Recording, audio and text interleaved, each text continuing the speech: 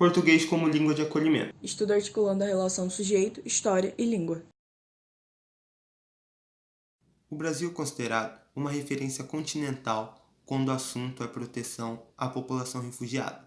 Isso porque possuímos em nossa legislação a Lei de número 9.474, denominada Lei do Refúgio, que garante aos refugiados os mesmos direitos que qualquer outro estrangeiro em solo brasileiro. Os órgãos responsáveis por fiscalizar se todos esses direitos assegurados são de fato fornecidos são o CONARE e a Acnur. Além dessas instituições oficiais, algumas universidades públicas possuem projetos de pesquisa voltados à população refugiada. Isso é o que faz, por exemplo, a Universidade de Brasília, que fornece aula de português na perspectiva de língua de acolhimento para os refugiados que vivem ali no município.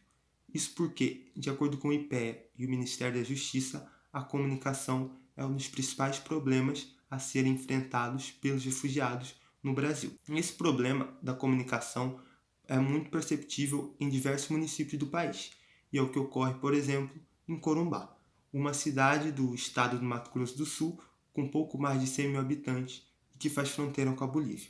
Por conta dessa fronteira seca com a Bolívia, o município sempre teve um grande fluxo migratório. Porém, em 2018, esse fluxo se intensificou demais, muito por conta da população haitiana, que no período de um ano contabilizou o número de 752 pessoas entrando de forma regularizada.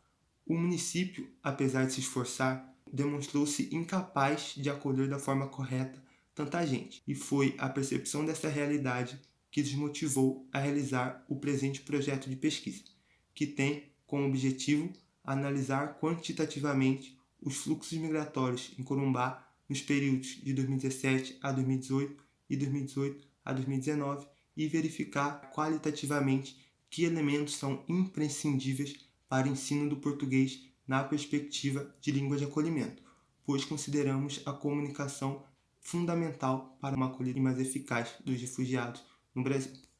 Para compreender melhor o processo de ensino-aprendizagem na qualidade de acolhimento, nós realizamos uma análise qualitativa do material didático módulo acolhimento já aplicado em um curso de língua nessa perspectiva. A partir dessas análises, foi possível identificar que o material se desenvolve em 90 páginas, divididas em 8 módulos didáticos, como apresenta a figura a seguir.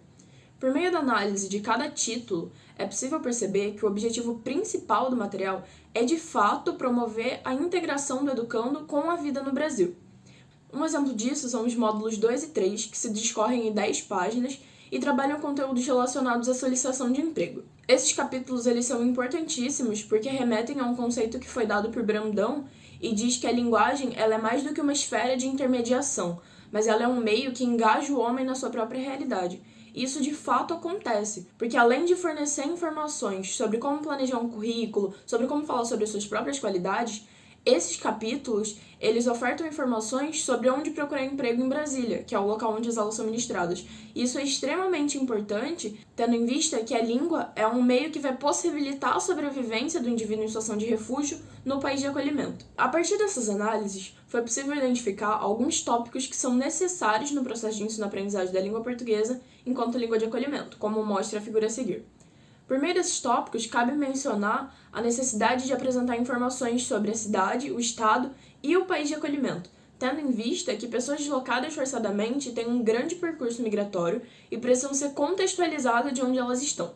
Com relação à análise quantitativa dos dados, nós entramos em contato com a Delegacia de Polícia Federal do município de Corumbá no ano 2019, requerendo dados referentes ao fluxo migratório no município naquele mesmo ano.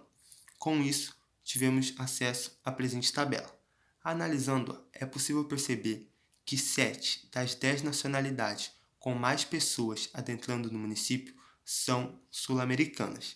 Dentre elas está a Bolívia, que é responsável por aproximadamente 82% de todo o fluxo.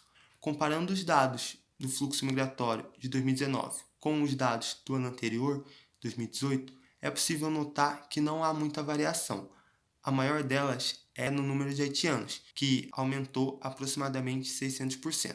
Podemos perceber que a população civil e instituições religiosas foram fundamentais para uma melhor acolhida.